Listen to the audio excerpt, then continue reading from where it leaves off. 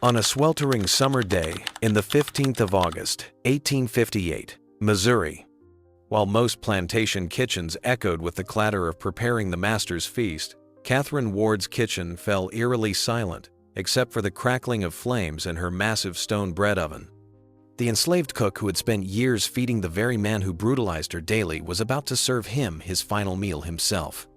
But what drives a human being to cross the line from victim to executioner? And was Catherine Ward a cold-blooded killer or the architect of the most poetic justice in American history?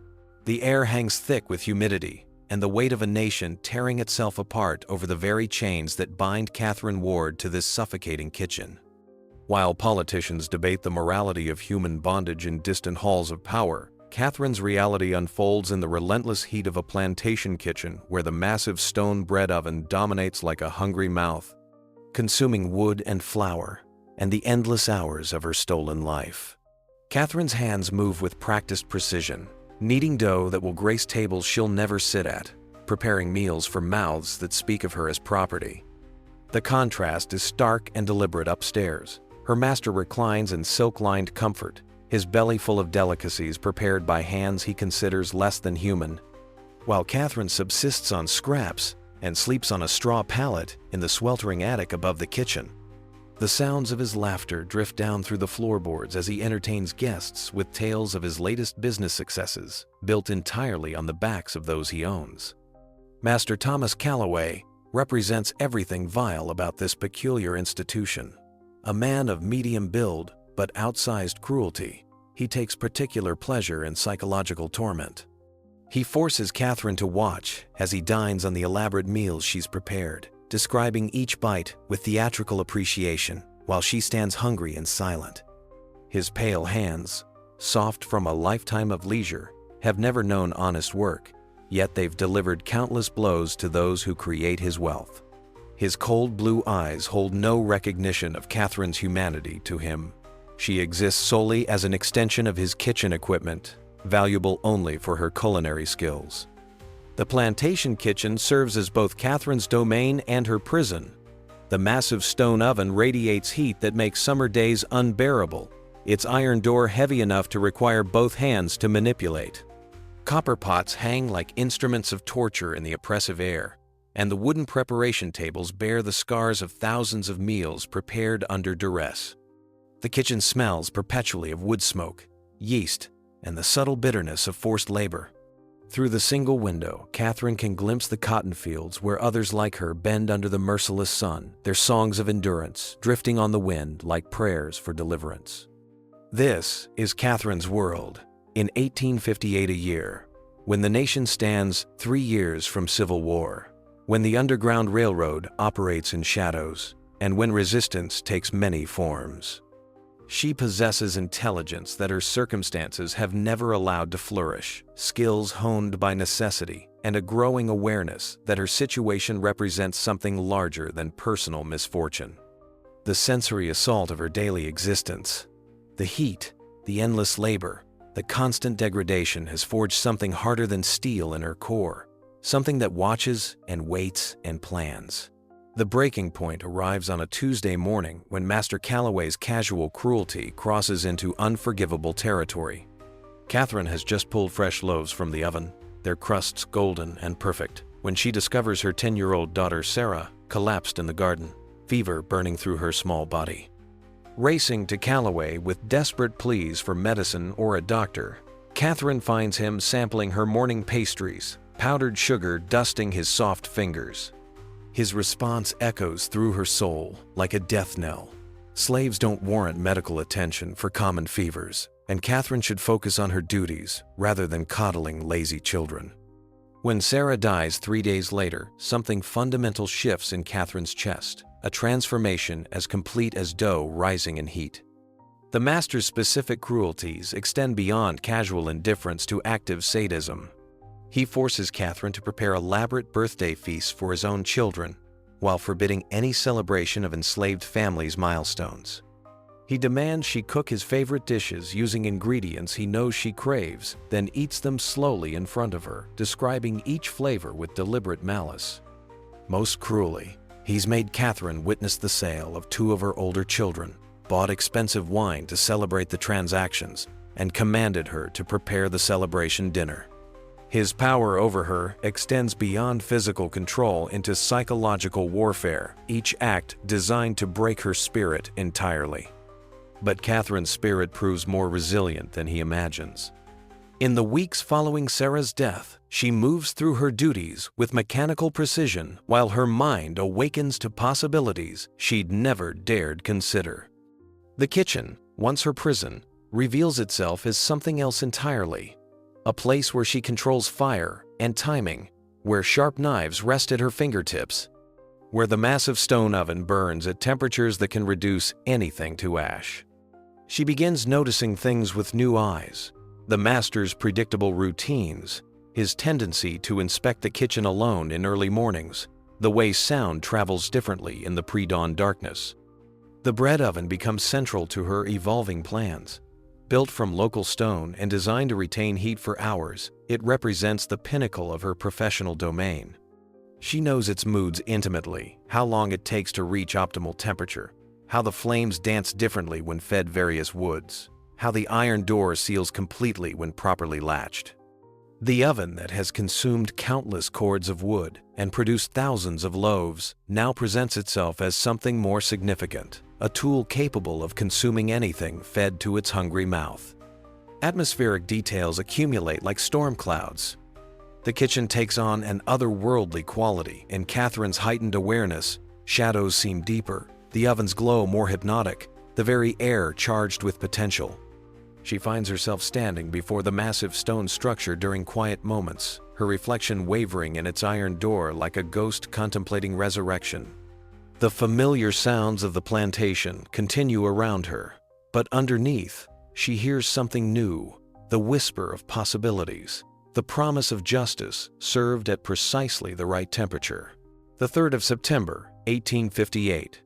Dawn arrives with unusual stillness, as if nature itself holds its breath for what Catherine has planned. She rises before the roosters crow, her movements deliberate and eerily calm as she begins what will be Master Calloway's final day. The kitchen feels different this morning. The shadows seem to bend toward her, the familiar tools arranging themselves like willing conspirators. She feeds the oven methodically, selecting seasoned oak that burns clean and hot, watching the flames grow from tentative flickers to roaring certainty. The stone walls absorb heat like a living thing awakening, and Catherine's hands remain steady as she checks the temperature with practiced precision. Her internal monologue flows like a river of cold determination. Each log she adds to the fire represents a specific cruelty. This one for Sarah's needless death, this one for her sold children, this one for every morning she stood hungry while preparing his abundance. The oven reaches optimal temperature just as Calloway's footsteps echo in the hallway above, following his predictable routine of inspecting the day's breakfast preparations. Catherine positions herself at the preparation table, hands working dough with mechanical perfection, while her mind calculates distances, timing, and the precise moment when opportunity will present itself. The confrontation unfolds with dreamlike inevitability. Calloway enters the kitchen wearing his usual expression of casual superiority, his soft hands already reaching for the warm rolls she's arranged as bait. He moves closer to the oven, drawn by the perfect golden crusts cooling on the stone ledge, and Catherine sees the moment crystallize before her like fate itself. Her voice, when she finally speaks, carries none of the subservience he expects. Instead, it rings with the authority of judgment itself. She tells him about Sarah, about the medicine he refused, about every cruelty he's inflicted with such casual indifference. His shock transforms quickly to rage, then to something approaching fear as he recognizes the transformation in her eyes. Catherine has become something beyond his understanding, no longer the broken tool he's wielded for years, but an agent of retribution with the strength of righteous fury. The kitchen knife in her hand seems to materialize from thin air, its blade catching the oven's glow like a falling star.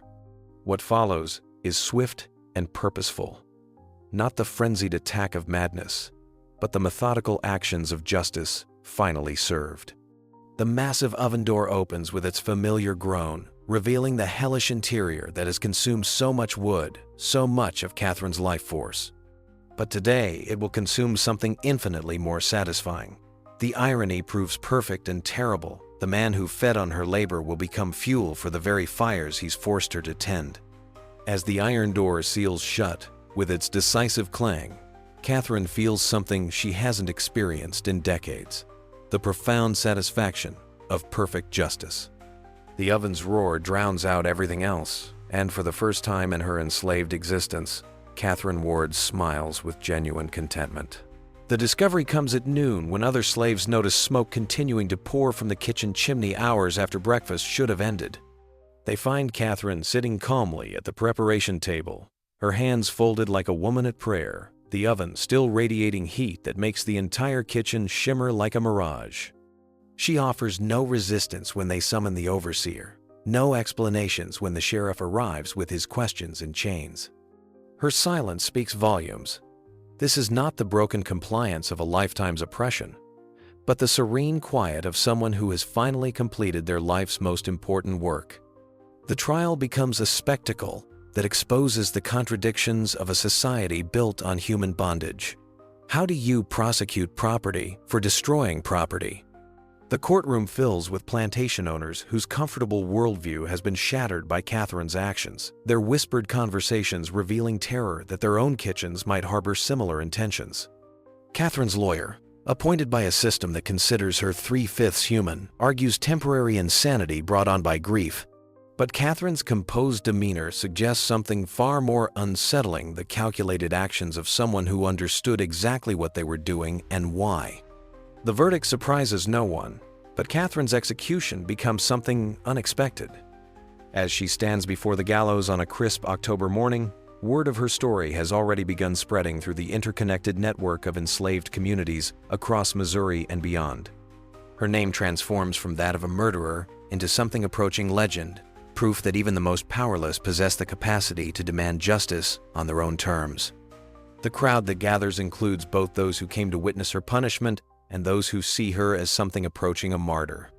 Catherine Ward's legacy extends far beyond her individual act of retribution. Her story spreads through slave quarters like wildfire, whispered in the fields and sung in coded spirituals that carry her name across state lines. She becomes a symbol of the ultimate price of oppression, proof that cruelty pushed to its limits will eventually find its own correction. Plantation owners throughout the South begin looking at their own kitchen staff with new wariness, suddenly aware that absolute power contains the seeds of its own destruction. In the years that follow, as the nation slides inexorably towards civil war, Catherine Ward's name becomes synonymous with the resistance that slavery itself creates.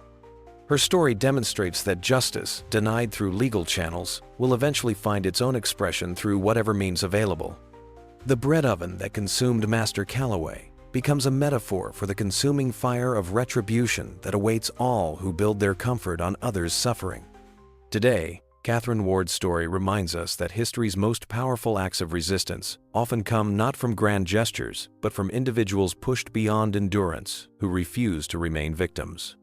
Her legacy challenges us to remember that behind every system of oppression stand real people with breaking points, and that justice, delayed indefinitely, will eventually demand its due through whatever means necessary.